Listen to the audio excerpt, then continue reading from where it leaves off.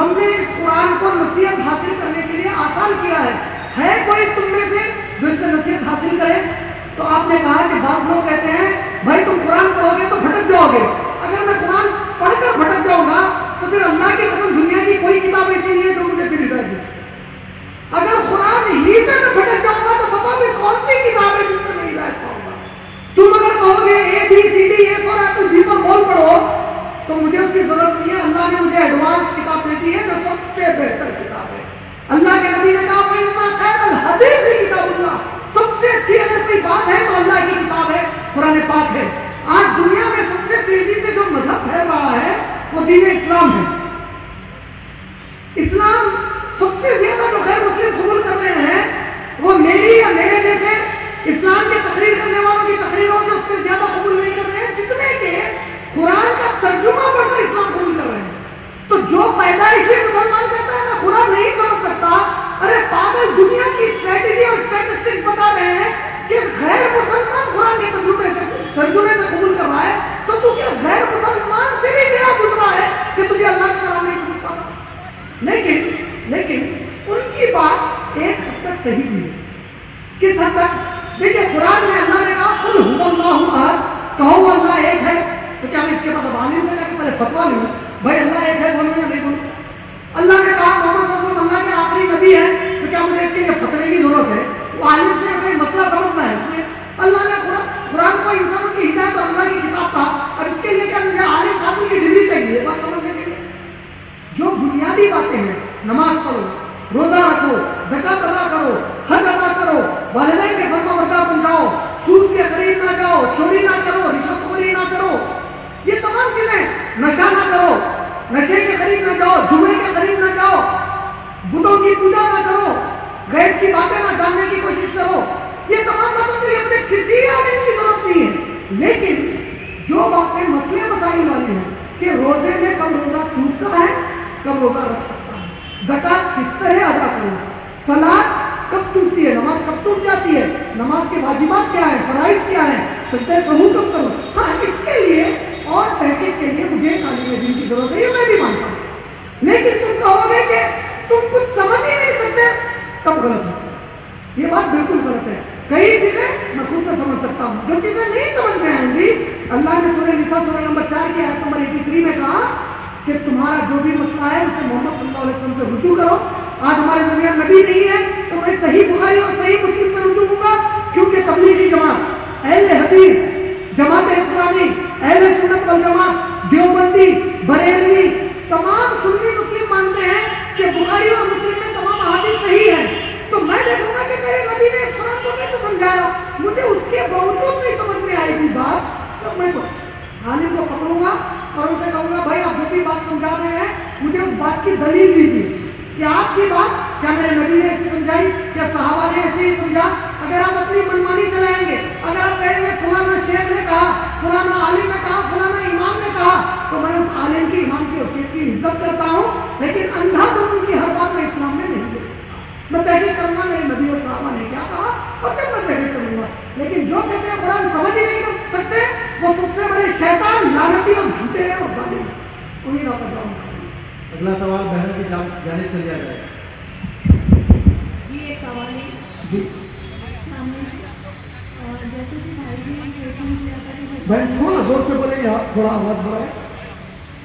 بھائی نے ابھی جیسے لاسٹ کوشچن کیا کہ بہت سارے جو طالب ختم وغیرہ ہوتے ہیں، تو میں پوچھنا چاہتی ہوں آپ سے اس طرح جو ختم ہوتے ہیں 50,000 مرتبہ پڑھ لیجیے یا 1,00,000 مرتبہ ہم یہ پڑھیں گے تو ایسا ہو جائے گا، تو کیا یہ چیز جائز ہے قرآن یا صحیح حدیث میں کچھ اس کا ذکر؟ جی جزاک اللہ خیر. بہن نے پوچھا ہے کہ بھائی نے ابھی جیسے پیچھے سوال کیا کہ بھوپال میں کئی ختم کرائے جاتے ہیں، یعنی ختم قرآن، یہ جملہ خود کتنا کفریہ جملہ ہے. نعوذ باللہ، قرآن کو ختم کر رہے ہیں. قرآن کیسے ختم کرو گے؟ اللہ کے نبی صلی اللہ علیہ وسلم نے نصیحت فرمائی اگر تم قرآن کی تلاوت سورہ فاتحہ سے شروع کیے، جب تم قل اعوذ برب الناس والا سورہ پڑھو تو قرآن کو وہاں بند مت کرو، پھر سورہ فاتحہ پڑھ کر بند کرو، کیونکہ قرآن اللہ کا کلام ختم ہو ہی نہیں سکتا. نعوذ باللہ، یہ ختم قرآن کا لفظ خود کفریہ لفظ ہے. ایک چیز. دوسری چیز، کیا یہ کرنا جائز ہے؟ بہن اللہ نے سورہ بقرہ سورہ نمبر 2 کی آیت نمبر 195 ختم قرآن اس مسئلے کو سمجھتے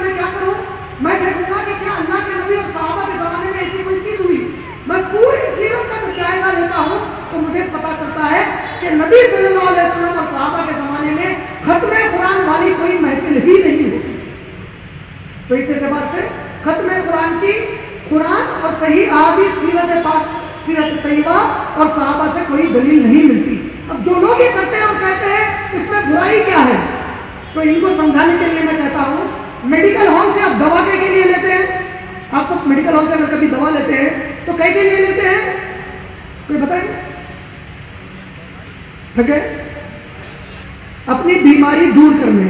लेकिन कोई अक्लमंद मेडिकल हॉल पर गया और बोला कि यार मेडिकल हॉल में की हर दवा इलाज के लिए है, लिहाजा मैं पूरी दवाएं खा जाऊंगा, और खुद से लेकर पूरी दवाएं खा गया तो क्या होगा? क्या होगा भाई? अरे जवाब बंद कर देंगे। अगर पूरी दवाएं अपनी मर्जी से मेडिकल हॉल की पूरी दवाएं खा गया, क्या होगा? मर जाएगा। इसी तरह कुरान और हदीस पर अपने बाप की जागीर की तरह अमल करा तो आखिरत में बर्बाद हो जाएगा। हमारे डॉक्टर है मोहम्मद रसूलुल्लाह सल्लल्लाहु अलैहि वसल्लम, जिस तरह दुनिया का डॉक्टर दवाएं लिख के देता है और इलाज का तरीका बताता है, जितनी दवा उसने कही, जितना खाने के लिए कहा, सिर्फ उतना ही उसी तरीके से खाना है। उसी तरह इस्लाम पर भी उतना ही अमल करना है जितना नबी करीम सल्लल्लाहु अलैहि वसल्लम ने सिखाया और समझाया। अपनी मर्जी से करने गए बर्बाद हो जाते। छींकने के बाद हम क्या कहते हैं? अगर कोई कहे भाई मैं अल्हम्दुलिल्लाह ने पूरे सूरह फातिहा पढ़ दूंगा तो कहेंगे पागल, सूरह फातिहा वहां नहीं पढ़ते क्योंकि हमारे डॉक्टर नबी सल्लल्लाहु अलैहि वसल्लम ने हमको ऐसे नहीं बताया। नबी सल्लल्लाहु अलैहि वसल्लम ने सूरह फातिहा कब पढ़ना है बताया, और छींकने के बाद क्या करना है वो बता दिया। अब तो एडवांस जाने जाएगा तो अल्लाह ने सूरह हुजरात सूरह नंबर 49 की आयत नंबर 1 में कहा, ऐ लोगों जो ईमान लाए हो, अल्लाह और उसके रसूल सल्लल्लाहु अलैहि वसल्लम से आगे जाने की कोशिश मत करो। उम्मीद मेरी बहन का जवाब मुकम्मल हो। अगला सवाल भाइयों की जानिब से लिया जाए। जी, अस्सलामु अलैकुम व रहमतुल्लाहि व बरकातुहू। Myself is Muhammad Imran. I have a lot of questions, but we have no time there for. Yes? Okay. My first question is. Profession बताइए आप क्या करते हैं? Yes, I am a computer teacher.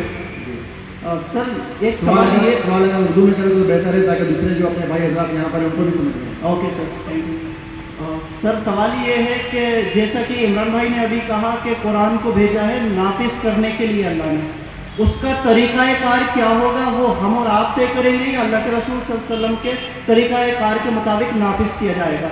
वो एज अ मजहब नाफिज किया जाएगा या as a constitution of Islam, as a शरीयत? एंड नेक्स्ट क्वेश्चन इज, मैं भाई से गुजारिश करता हूँ कि एक वक्त में एक ही सवाल की इजाज़त है। अगर आपको दूसरा सवाल है तो आपके बाद जो भाई हैं उनको करने के बाद आप करें।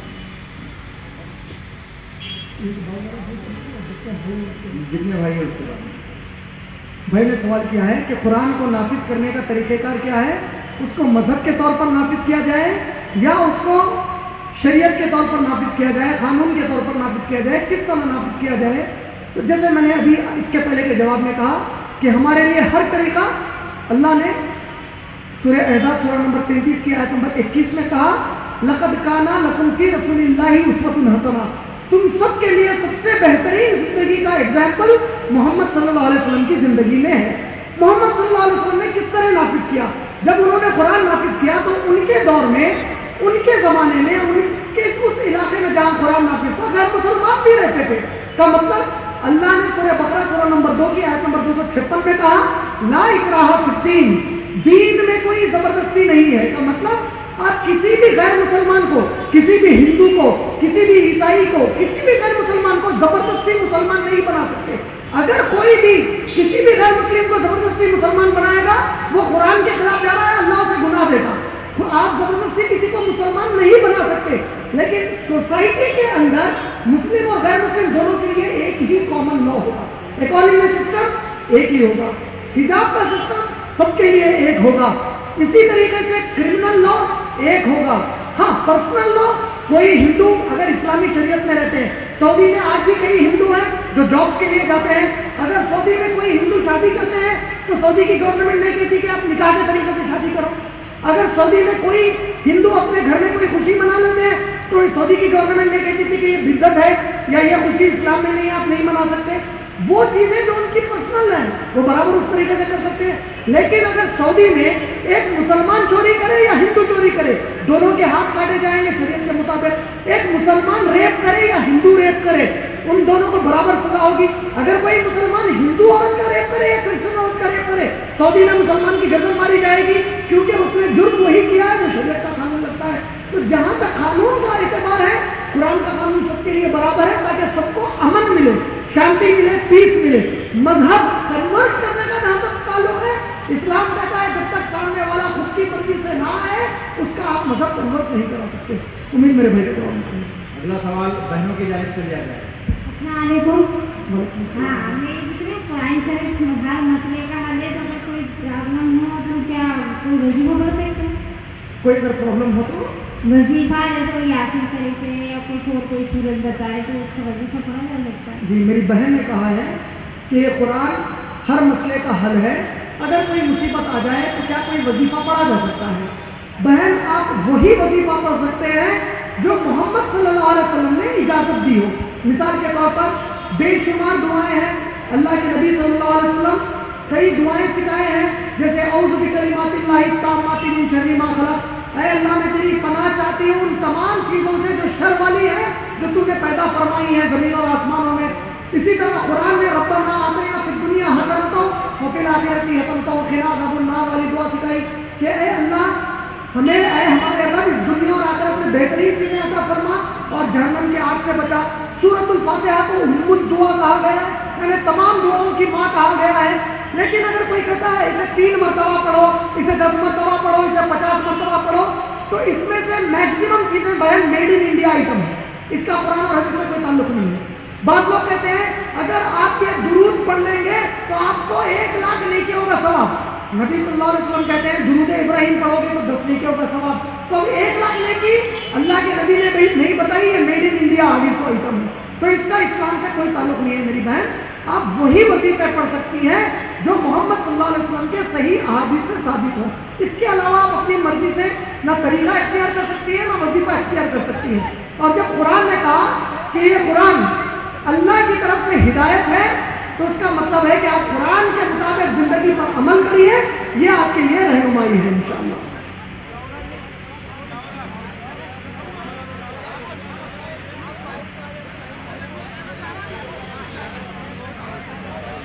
आवाज लगाओ वॉलंटियर से।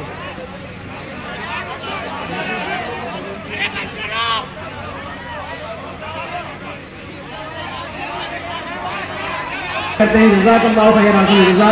अल्लाह आप सबको दुनिया और आखिरत में बेहतर से बेहतर बदला का फरमाए। इन्हीं चंद कलमात का जलसे का इख्तिताम का ऐलान किया जाता है। जलसा इख्तिताम। अस्सलामु अलैकुम।